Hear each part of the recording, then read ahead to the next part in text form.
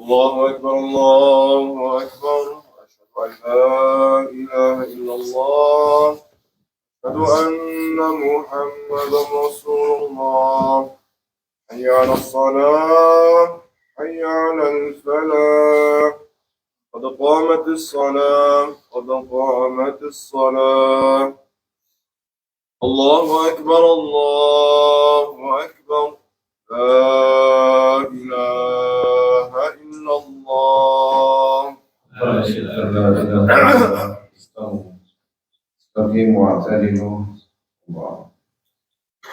الله أكبر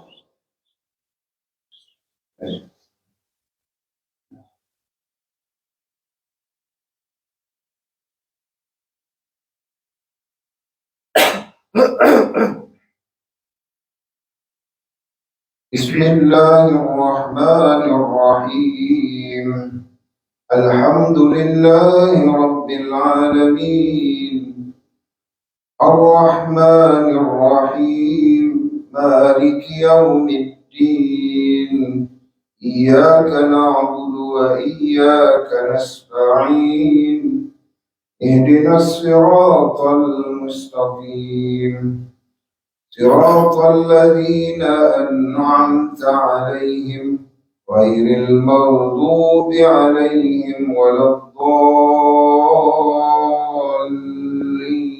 الضالين آمين.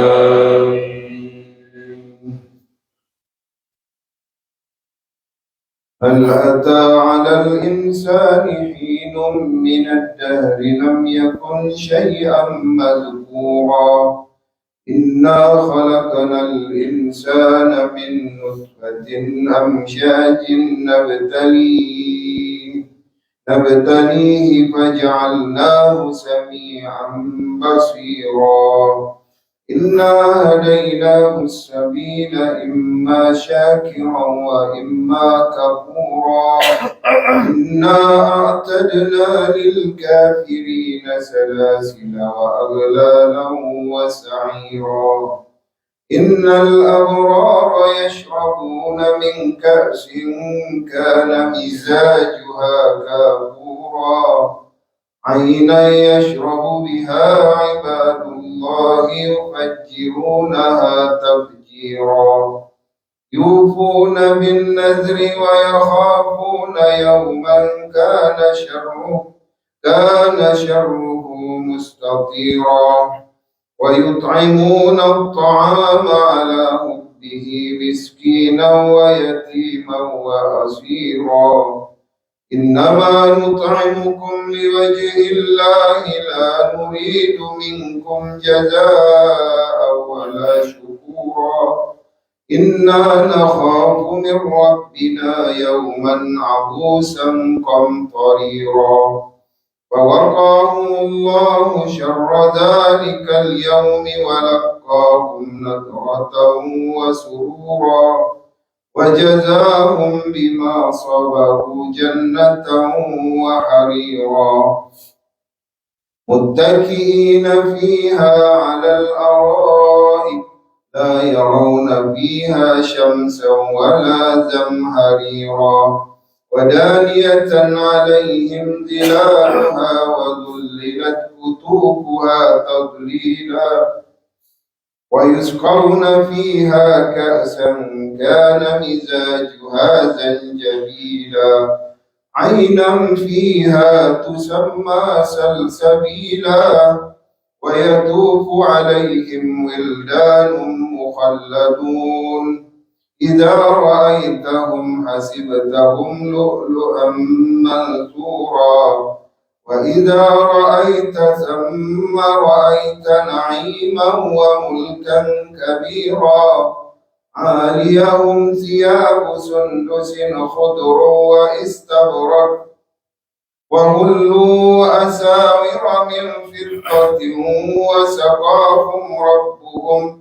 وسقاهم ربهم شرابا طهورا.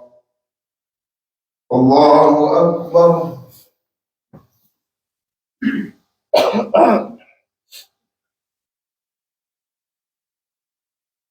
سمع الله لمن حمده. الله أكبر.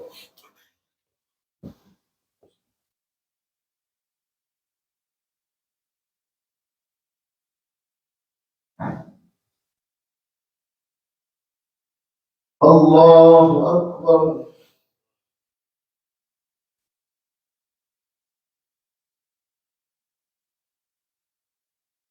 الله أكبر.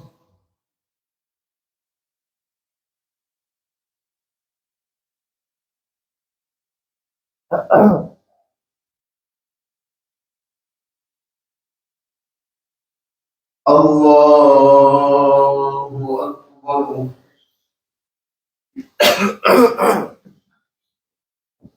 بسم الله الرحمن الرحيم. الحمد لله رب العالمين الرحمن الرحيم مالك يوم الدين إياك نعبد وإياك نستعين اهدنا الصراط المستقيم صراط الذين أنعمت عليهم غير المغضوب عليهم ولا الضالين آمين.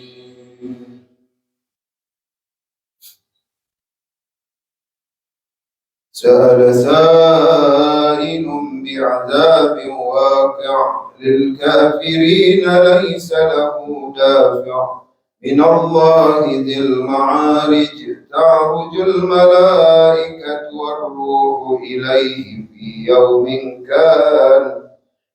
يوم كان مقداره 50,000 سنة واصبر صبرا جميلا إنهم يرونه بعيدا ونراه قريبا يوم تكون السماء كالمهل وتكون الجبال كالعهن ولا يسأل حميم حميما يبصرونهم يود المجرم لو يفتدي من عذاب يومئذ ببنيه وصاحبته وأخيه وفصيلته التي تؤويه ومن في الأرض جميعا ثم ينجيه كلا إنها لظى نزاعة للشوى تدعو من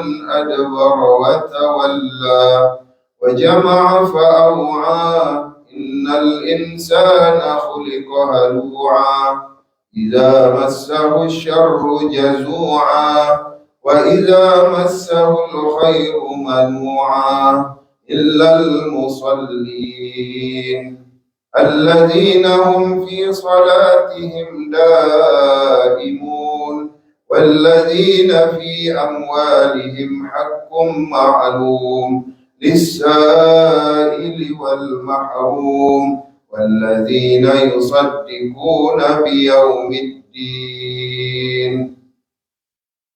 الله أكبر.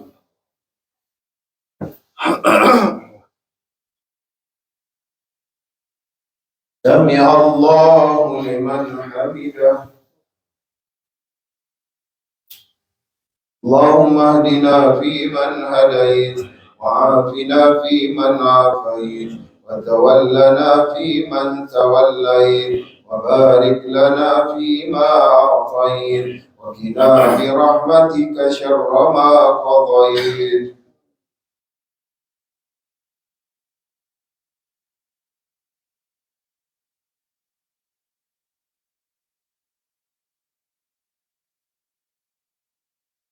اللهم انصر الإسلام والمسلمين، وأذل الشرك والمشركين.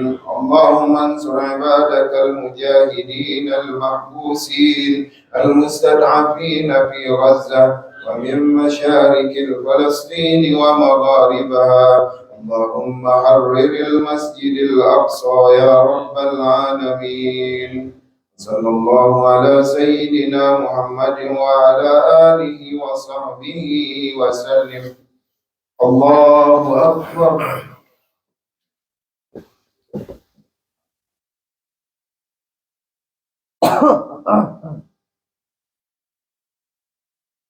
الله أكبر.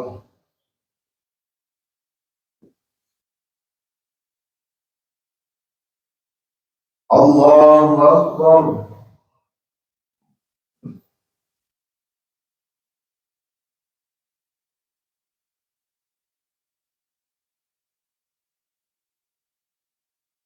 الله أكبر.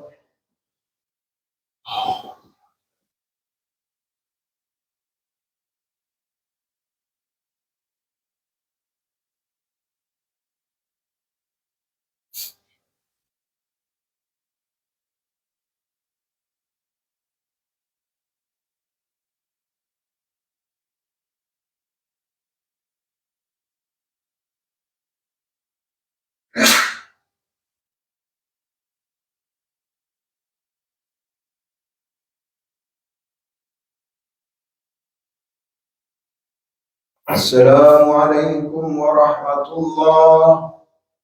السلام عليكم ورحمة الله. استغفر الله. لا إله إلا الله. استغفر الله العظيم. لا إله إلا الله. لا شريك له. الملك وله الحمد والدين وهو على كل شيء قدير. استغفر الله العظيم.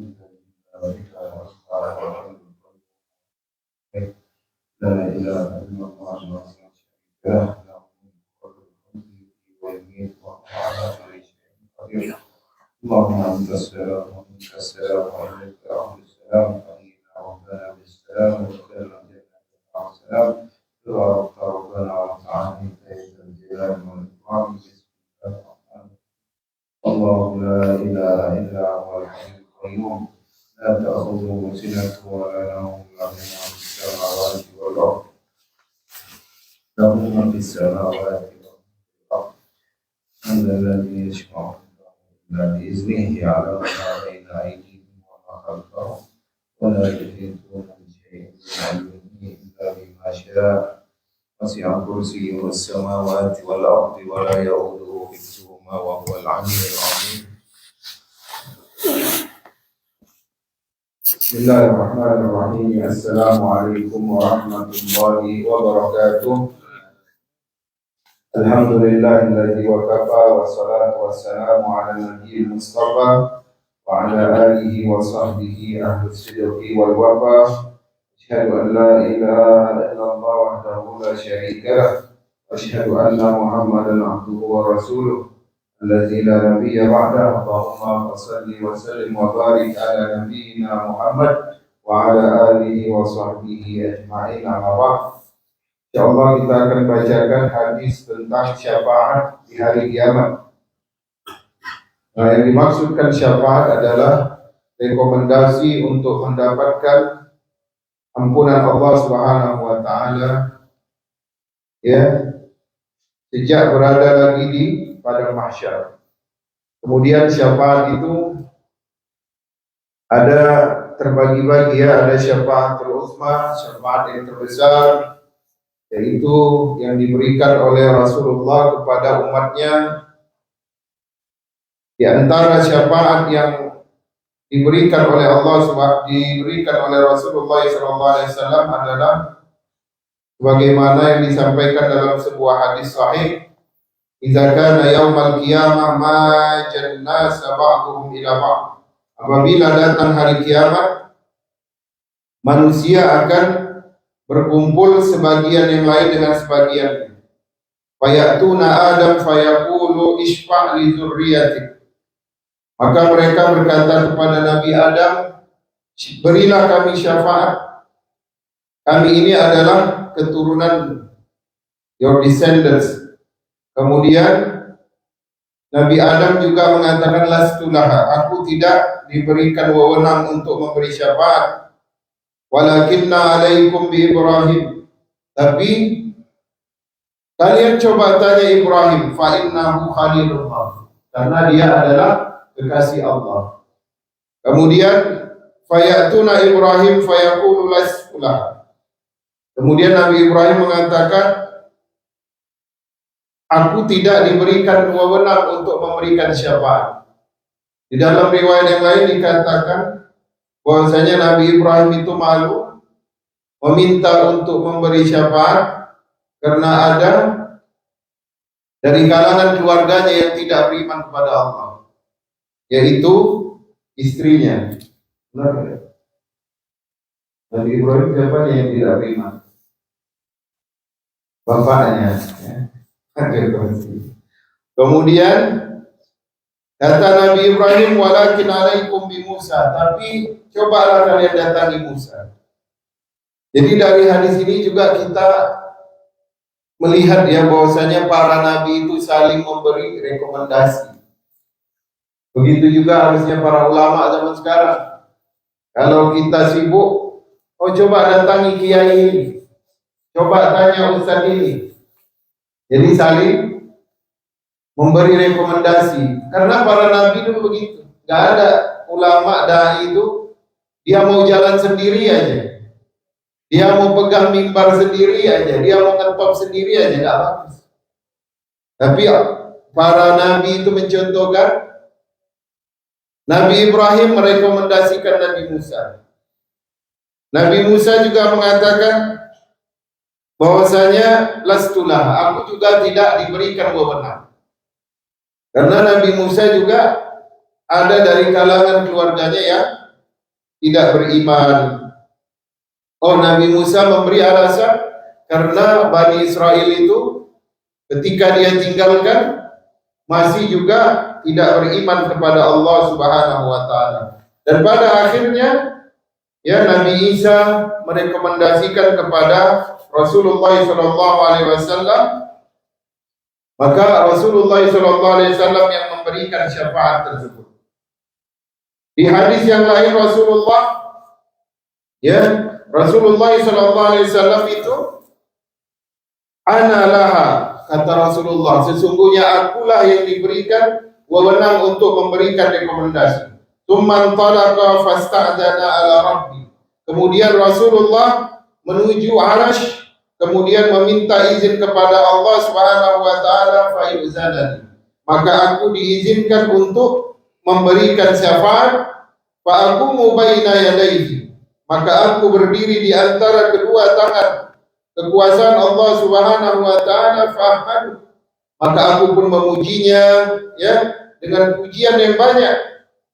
Ya, summa akhara li rabbina sajidan. Dan kemudian yang terakhir kali aku bersujud kepada Allah untuk diberikan syafaat. Rasulullah itu bersujud di hadapan Arash. Kemudian Allah Subhanahu wa taala berkata, ya Muhammad irfa' ra'sa. Wahai Muhammad, angkat kepalamu. Ya. Wa qul yusma'a laka wa sal tu'ta. Telah didengar permintaanmu dan akan dijawab segala tuntutanmu. Jadi Rasulullah SAW nanti bersujud kepada Allah, supaya umatnya diberi syafaat.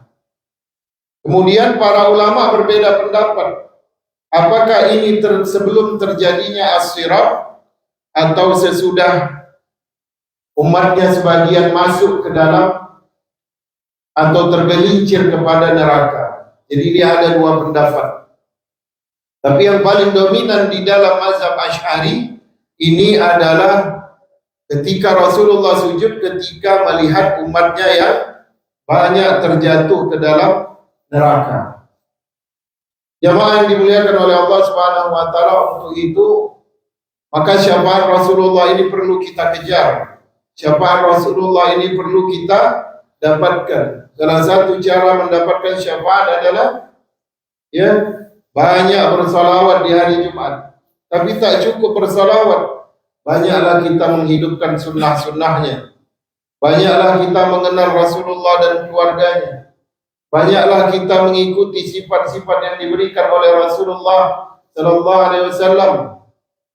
Rasulullah sallallahu alaihi wasallam itu kalau dipanggil tidak pernah hanya memutar kepalanya, tetapi memutar badannya. Rasulullah sallallahu alaihi wasallam itu ketika orang memanggilnya, maka selalu Rasulullah menebarkan senyumannya. Ini ada akhlak-akhlak yang bisa kita contoh dengan mudah. Rasulullah sallallahu alaihi wasallam itu selalu memulai sesuatu dengan yang kanan. Kemudian kalau ada pekerjaan kita yang memilih antara kanan dan kiri, maka mulailah yang kanan. Begitu juga ketika makan, begitu juga ketika minum. Kadang-kadang kita susah mau menghidupkan sunnah Rasulullah. Misalkan makan dan minum itu duduk. Atau ketika mau tidur berwudu, atau ketika tidur itu menghadap ke kanan. Paling tidak Rasulullah adalah orang yang selalu tersenyum terhadap pasangannya. Rasulullah itu suka dengan anak-anak, mengecup ubun-ubunnya, mendoakannya. Ada sebagian kita yang itu risih kalau ada anak-anak. Itu belum lagi dia sepenuhnya mengikuti sunnah Rasulullah. Ada orang tua yang terlalu keras terhadap anak-anak. Padahal Rasulullah itu suka mendoakan anak-anak di ubun-ubunnya. Kemudian juga Rasulullah selalu berbicara dengan anak-anak untuk melatih kepercayaan diri mereka. Kemudian juga Rasulullah SAW itu adalah orang yang selalu turun duluan dalam setiap peperangan ataupun kegiatan umat. Begitu juga kita menjadi pemimpin, kita yang turun duluan, kita yang harus ikut dalam segala kegiatan. Ini menunjukkan apa? Menunjukkan kita mulailah ikut sunnah Rasulullah SAW. Karena sunnah ini salah satu penyebab kita mendapatkan syafaat Rasulullah kelak di yaumil mahsyar. Tapi syafaat Rasulullah ini baru ada ketika di padang mahsyar. Tapi ada satu syafaat lagi yang bisa kita raih di dunia. Yang pertama adalah syafaatul Quran. Dan syafaat Al-Quran ini diberi sejak seseorang itu mendekati sakaratul maut. Salah satunya akan memudahkannya mengucapkan la ilaha illallah. Hadisnya masyhur, man kana akhiru kalamihi la ilaha illallah dakhala al-jannah. Barang siapa yang akhir dari kalimatnya la ilaha illallah akan dimasukkan ke dalam syurga. Kemudian juga syafaatul Quran ini diberikan sejak seseorang itu waktu nazar, ketika dia akan dilepaskan ruh dari badannya. Maka jangan bosan dengan Al-Quran, selalu membaca dan mempelajari Al-Quran, selalu bersemangat dengan majelis Al-Quran, karena itu adalah wahyu yang Allah tinggalkan di muka bumi untuk umatnya Rasulullah SAW. Bani Israel tersesat karena Tauratnya diganti. Nasrani juga tersesat karena Injilnya dirubah-rubah. Tapi Allah menjamin Al-Quran sampai hari kiamat. Maka kita nggak lihat ada orang mengatakan aku Islam, aku beriman, tapi dia pergi ke dukun, tapi dia memuja sesuatu benda yang mati. Nggak ada. Tapi kalau Bani Israel, mereka bilang kami ini adalah keturunan Yakub, tapi mereka nyembah berhala. Tapi banyak yang di antara mereka jadi komunis, banyak yang di antara mereka menjadi agnostik. Karena apa? Karena kitab sucinya sudah tidak asli lagi. Oleh karena itu, Al-Quran ini benar-benar kelebihan dari umat baginda Rasulullah Sallallahu Alaihi Wasallam. Mudah-mudahan Allah berkahi hidup kita, Allah berikan kesempatan untuk kita untuk meraih segala syafaat yang ada di yaumil mahsyar kelak. Amin ya rabbal alamin. Wassalamualaikum warahmatullahi wabarakatuh.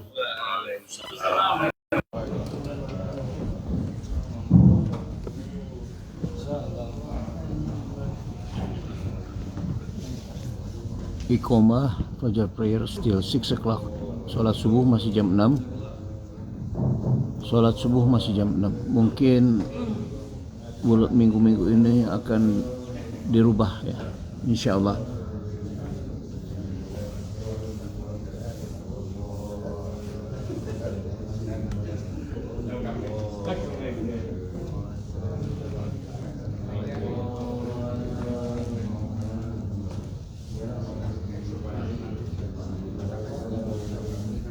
Jazakumullah khairan. Assalamualaikum warahmatullahi wabarakatuh.